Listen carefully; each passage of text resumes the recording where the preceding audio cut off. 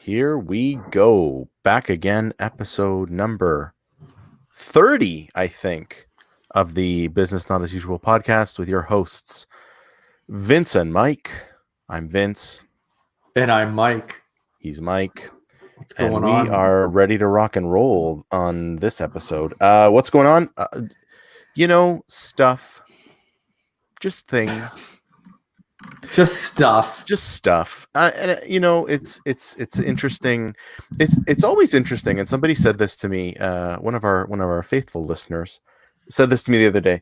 It's so interesting to hear sort of our perspective on things and then see it actually play out in reality. And it's like, it's not just talk. It's actually useful if you listen. So, this is not just reading off a white paper here. No, this is it's not. This is things that have happened, things that have gone right, things that have gone wrong. But it's not just theory. Yeah. And so for this episode, we're going to continue our look at the missing pieces of the digital transformation puzzle in support of our upcoming talk at the Building Business Capability Conference that was supposed to be in Vegas, but is now going to be virtual. And so we talked in the last episode, and if you want to go back to that one, it's just the one previous to this. And we talked about decision making and the need to drive down decision making. We're going to alternate. So this week it's going to be one of mine, and we are going to talk about my beloved process. The beloved process. My beloved. And how, process and the need to improve your processes is critical to any transformational effort. Oh, I thought the most critical thing was the digital technology, Vince. No, it's not. Oh. And wink, thanks for the volley there. Allow me to spike it down for you. No, because the technology is an enabler. The technology is an enabler. But the interesting thing about technology, and this is not my idea. I'm sort of regurgitating it, but it's one of those ideas that's out there in the world. Technology will enable good process and will expose bad process. So if you go out and you think that you're just going to buy some new bit of software or an app or whatever, and think that that's going to solve all of your problems, it's really going to do the reverse. It's going to expose where you are performing poorly from a process perspective, and it's going to become very apparent to your staff, to your people, which we'll talk about in a future episode, to your customers, which we'll also talk about in a future episode. And the technology alone isn't enough to make an improvement. And the technology alone, as we've already established, is not a transformation. That is true, Vince. So what would you say to people that say, I'm on the road to a digital transformation? Right. And if that telling was me the question. I thought there was more to a dramatic pause for me. Right.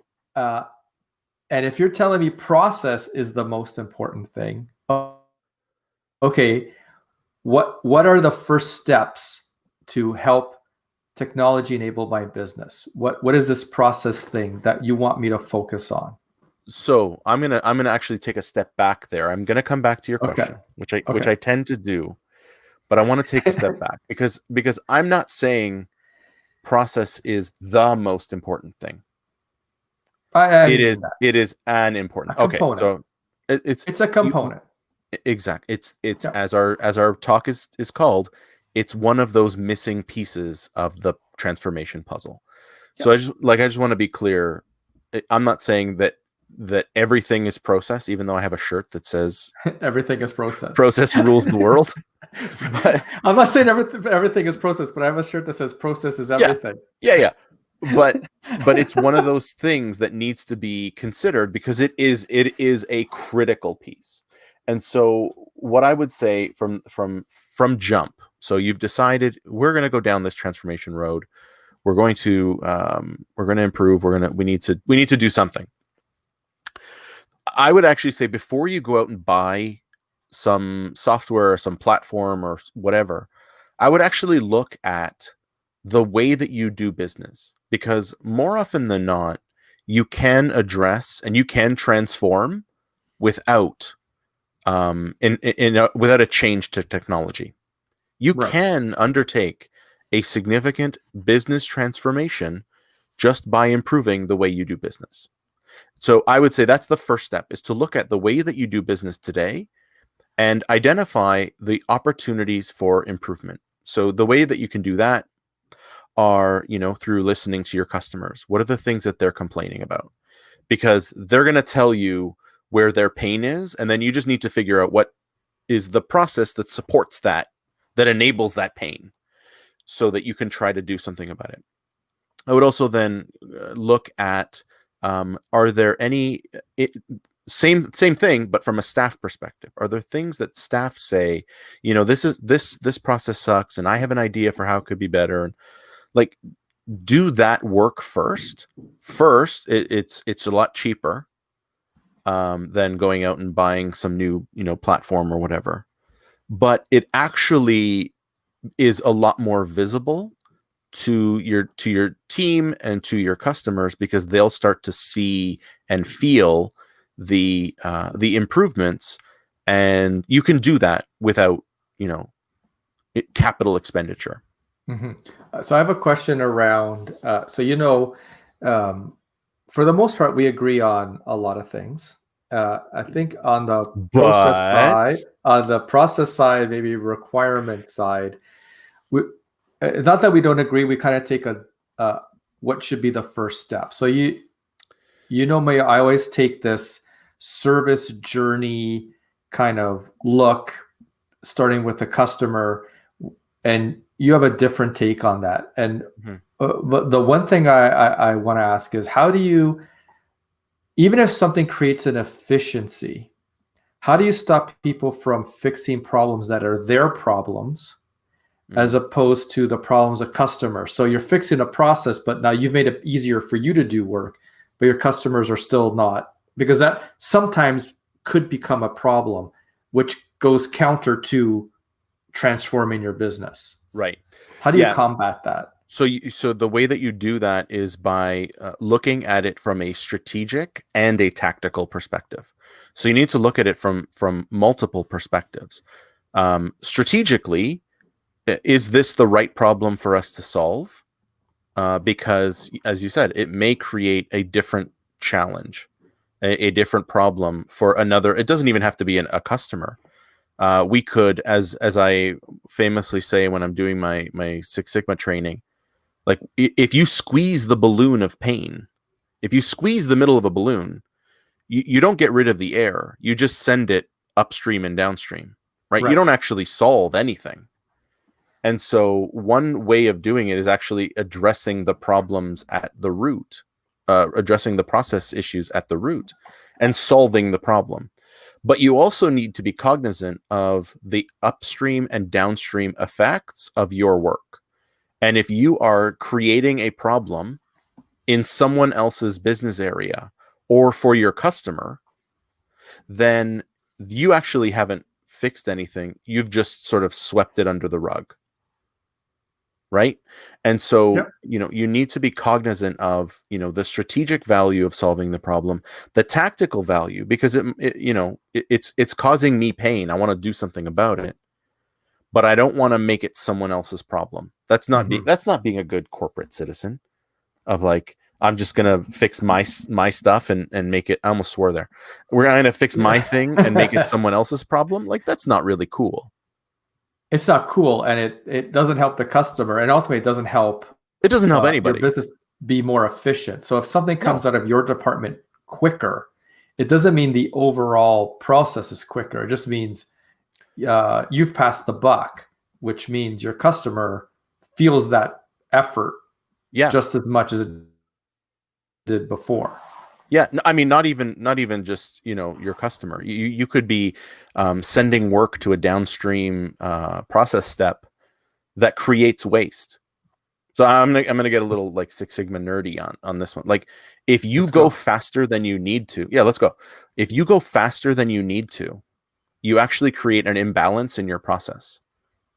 And so what results is a buildup in an inventory of transactions, whether that's physical items, or something on a work list, or paper. Hopefully not, but like, just you're creating an inventory that then creates a backlog for the next step. And so now, unfortunately, the response to that usually is, oh my God, we've got this massive backlog. I know what we need to do. We need to hire more people to get through. Overtime. We need to get through the backlog. We need to hire more people. And if you look at the process holistically, I use a tool called the work balance chart, which actually tracks the amount of time for each step. And what you want to do is keep that in balance. So sometimes the right thing to do is take something and pass that pain over, move the pain to a different area that's going to balance out the work a little bit more, so that you achieve velocity through the process. You don't slow down without hiring people again. And that's part of the whole business transformation thing, because not hiring additional staff that truly aren't needed is an example of transforming your business through subtraction, because you don't need them, right? Yeah. So I have a question around, okay, so we've talked about process at different levels. Mm-hmm. In a transformation, what does this team look like? Where are you pulling people? What's the team that really brings to life those journeys and really attacks the process problems, or re-engineering the processes because you want a new line of business, or you want to bring your business in a new direction? So Right. what does that look like? So it depends on what specifically you're trying to achieve. If you are trying to incrementally improve through continuous improvement, and that's how you're going to transform, well, then you probably would want to have a team that has a very strong, first of all, should have a very strong agile, lowercase a agile temperament. But you're probably going to want a lot more like a Six Sigma practitioner. They are going to get you through those improvements. They are going to do the work. They're going to execute, and they are going to transform you incrementally. Mm-hmm. If you are going for something a little bit larger or a little bit more rapid, then you may want to explore, instead of Six Sigma practitioners, you may want to explore like a business analyst who has a process slant. So within business analysis, there are multiple streams, which is one of those troubling things about how people just get labeled as a business analyst, and it's just like, oh, okay. So I mean, you can have a business systems analyst, which is very technical. You can have an enterprise analyst, which is probably what I would identify myself most as, which is more strategic. But you would have a business process analyst, which is very focused on process improvement and process analysis. So if you are doing that type of work, where it's like a bigger transformational program that's going to be a couple years or a longer time period, that's the kind of role that you would want, because they're going to bring enough knowledge of process improvement and process analysis, but also be able to understand how everything fits together from a requirements perspective, from a system perspective. And so, that's the type of role that you would want in that case. So it really does depend, but those are probably the two that I would see as the most frequently used in a transformational program.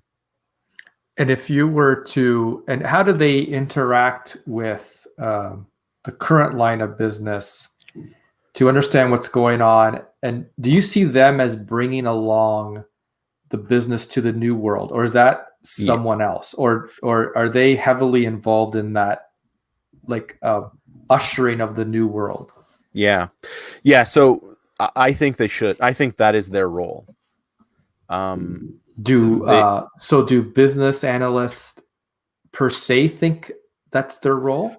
I'm going to try not to get in trouble with too many in the business analysis community. I think they are hesitant to take a leading role, but I'm grossly overgeneralizing, because I don't want to say everybody is like this, Mm-hmm. but they are more hesitant to take that leading role because they see themselves as that influencer without authority, and we talked about this in a previous episode. They're unwilling. They are the stewards to the future state, Mm-hmm. but they want someone else to sort of be, and I'll put it in quotes, in charge. Mm-hmm. And this is why you see so many BAs paired up with project managers. Whereas I think, the business analyst is that, or could be that role that ushers the business from the current to the future state. The one thing I will say about BAs, and again, this is a gross overgeneralization, but it's to the positive, so please forgive me. BAs, not you, Mike.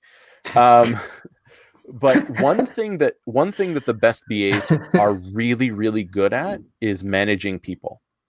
Mm-hmm. And so they have the tools and the skills to bring people along in buying into the future state vision, to get the work done that needs to get them from the current to the future state. BAs are great at just engaging with people to get a result. And the best ones don't even, you won't even know that you're in a requirement session. It's Right. so natural, the discussion. Mm-hmm.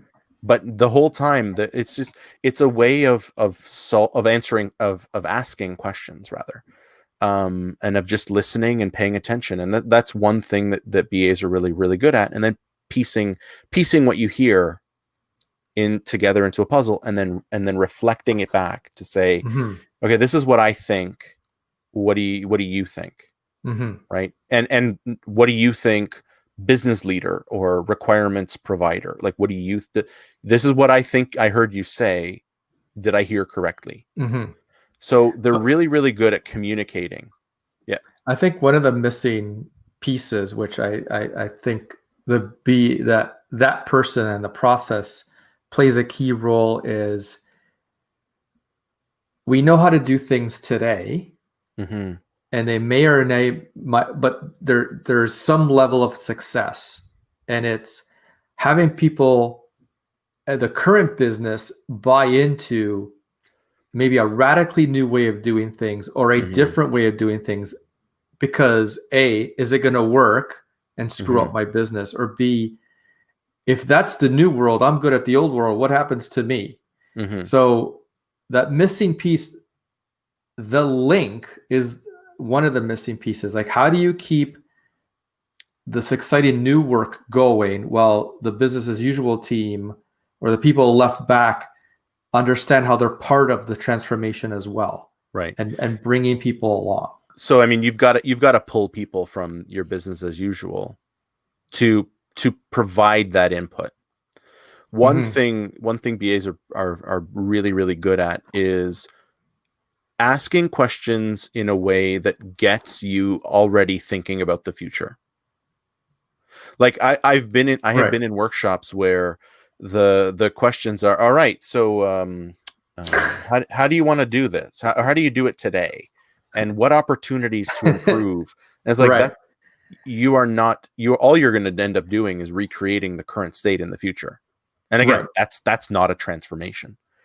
So BAs might pose the question as like, how do you think, what do you think is a better way to do this? Or if you could make a problem in your process go away, what would you do? Like what would that thing? And so it's just about asking the right questions. Now, to do that, you have to be really prepared. You have to know your stakeholders, you have to know your domain, you have to know the issues, you have to know the challenges, and you have to know how to pose questions that get people thinking and talking, as opposed to, all right, so this is how you do it today. What do you think we can do better? Because all you're doing then is improving today, and that might be fine, but it's not a I mean, transformation. it might be fine if you're just trying to make your business a little bit better. But Yeah.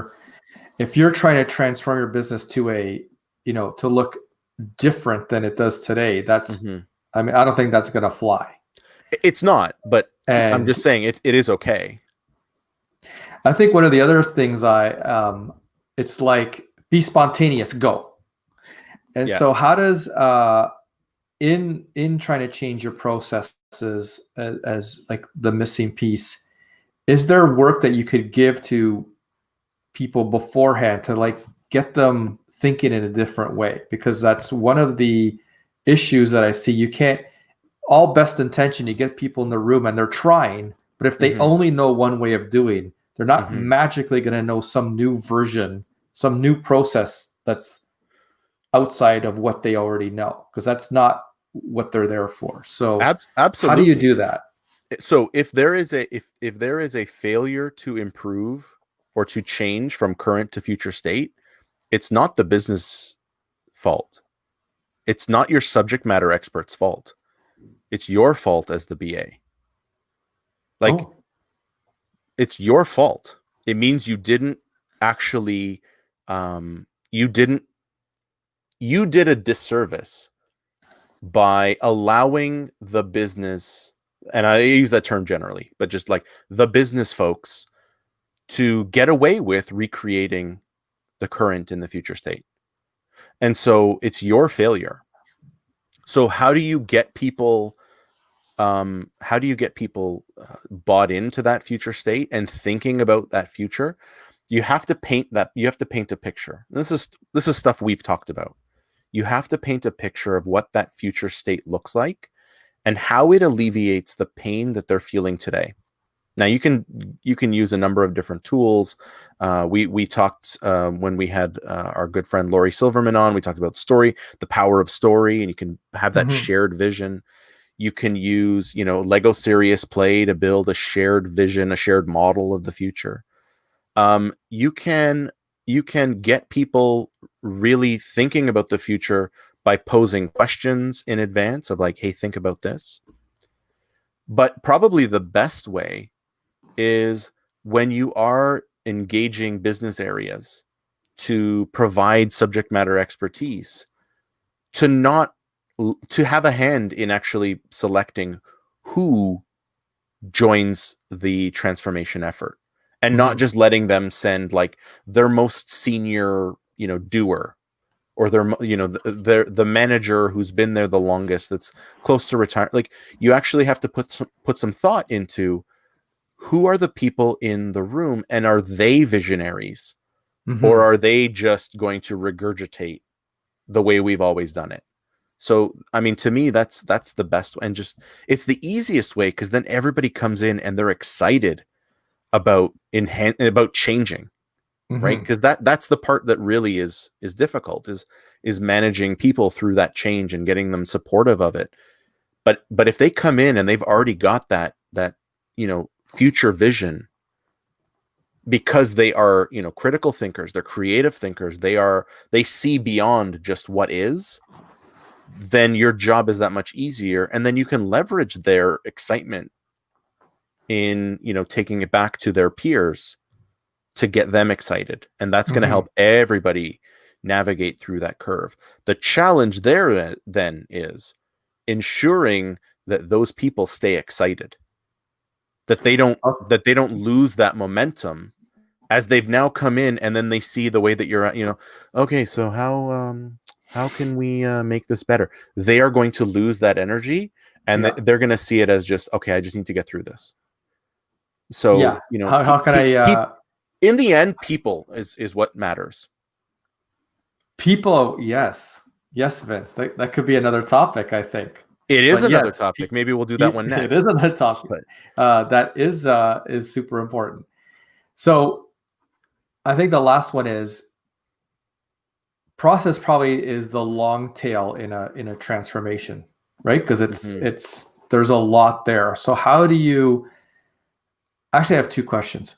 What is a mechanism to make sure that the process and you is hitting the mark? It's actually innovative. It's actually moving. Is there a mechanism that you could put up against, like some sort of, is it a scorecard, or is another body that helps to say, no, that's not transforming? You may have had the workshops, but this one isn't hitting where we want to go. Is there a mechanism for that? Yeah, I mean, you can use a scorecard model. You can use just a metrics model and just say, but having the right metrics is important. So if your goal is to, transform, I know we talk a lot about digital transformation. Mm-hmm. Or adopting digital technologies. So if I wanted to move from, say, an analog to a digital, I want to know more than just, are my customers moving? Because that's not enough to say, that yes, it was successful. I may want to compare, right. And I'm going to do this like using stats. I don't want to just say, oh, that's 45 and that's 44. Yep, it's better. I'm gonna look at, okay, right. What is the volume that I've got, say, by digital to analog? But then also, what is the, we talk a lot about customer satisfaction. What is the satisfaction with the digital channels or the digital option versus the analog? Mm-hmm. Because if I'm migrating people to my preferred channel, and by the way, this requires process change, because if you've never had that, way of doing business, you need to enable process to support it. But if I want to compare, like, okay, yeah, I got 50% of the people now using digital, 50% of the people using analog. Historically, my analog customer satisfaction was 80%. My digital customer satisfaction is 70%. I've actually made it work. I've made it worse. Mm-hmm. So I've solved the problem for me, but I've actually impacted negatively the experience of my customers. Right. So it's about picking the right metrics and measures that are meaningful, mm-hmm. as opposed to just like, sort of, satisfaction's up. Okay. Is that across all methods? Is that and we're talking about like customer interaction here, so we'll use channels, mm-hmm. In like intake channels. But there's got to be more to it than just A to B. There's other pieces to it. So you have to think through, what are the measures that are going to demonstrate to me in real quantifiable terms that this has been successful. Mm-hmm. And I think as a setup to our people conversation, mm-hmm. as I started saying before I changed direction with that question, process is probably the long tail. It's the one where people are probably involved the longest. How do you keep that energy up, mm-hmm. amongst the not only the participants, but your BA leaders that are continuously doing this day after day, month over month? And maybe you can throw a nugget in there and we can continue it the next time. But I guess for the people that are leading this in terms of the puzzle, how do you do that? Right. So you're going to like this answer, Mike, because it's going to be similar to an answer you've given. And it's because we do agree on a bunch of stuff. You need wins. You need to demonstrate something. Now, in order for that to happen, and this is the challenging part for business, for organizations, you need to invest in this work before you're going to see anything out of it. Like you can't just say, okay, Mike, you now have the title of business analyst, and go. Like Right. you actually have to set up the structure to enable this to have effect. Mm-hmm. Once you've done so, assuming you've done that, then you need some wins. You need some victories, some demonstration of value that is going to build momentum. And that's not unlike, as we've talked about, in a transformation. You can't expect your business partners to wait 5 years for Right. for the final product is one Right. big release. So you need to iterate, and you need to get some wins, and you need to show the value. So Mm-hmm. if you're doing that and you're seeing some successes, it's going to build the momentum and the interest and the excitement around that approach, because people want to be part of a winner. Everybody wants to be a winner. Everybody Yeah, wants to be everybody wants to be a on a winner. winner, Of right? course. So you need to win, and along the way there will be some failures, and that's okay. But you do need to demonstrate some wins, especially if all the elements are in place for you to be successful. The challenge there, and I think we should. This is the volley to the next episode. Mm-hmm. Is about people at that point, and it's about ensuring that you don't have people that are actively trying to undermine the good work that you're trying to do. Right. Now, I know when we talk about people, we talk mostly about the external, but the fact is there's internal forces as well. So absolutely. Yeah.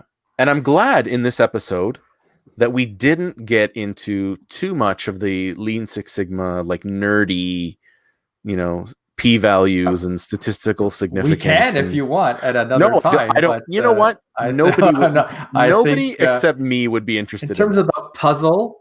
Yeah, this is enough. Right. So I think in terms of the puzzle, this is what we're looking for, and that's a good volley to the next episode around people. And yes, you're right. I always focus on the customer, but a heavy dose of what we're going to talk about next is employees, and is that change and keeping people engaged. So I think that's a good time to end this conversation and move on to the next episode for the people. Yeah. Part 3 of our ongoing series. Anything you wanted to close with before we give our social? No, I mean, nothing I haven't said before. I think, with all of these different pieces that we're going to talk about in this like mini series within the podcast, they're all important. The challenge with process in particular is, I think of all the missing pieces, it's the hardest one to do, because it actually requires a significant amount of time and effort. And that's not to say that customer engagement isn't, and driving decisions down isn't. It's not that but process is very labor intensive, and is very, very on the ground in the dirt, getting dirty. And because of that, it's the easiest thing to just walk away from and say, okay, you know what, this is too much work, I'm not going to do it. But you need it. It's critical. It's also the most personal. It's also the most personal for your staff, because it's that work is the work that they do. It's important to them. And now to transform means that's either not a good way of doing it. Like the perception is, oh, we're transforming, so it must be like not a good way of doing it, or there's this way better one. And it's very personal. And those sessions and that work become the most hotly contested, because it is so personal. It's not that people, people take it personally. So again, they should. It's their life. And so how do you keep these people engaged? So that's a good segue. I'm at michaelmartino.ca, and Vince? Vincent Mirabelli businessnotasUsual.com. And yeah, this has been the Business Not As Usual podcast. We will catch you in the next one. See ya.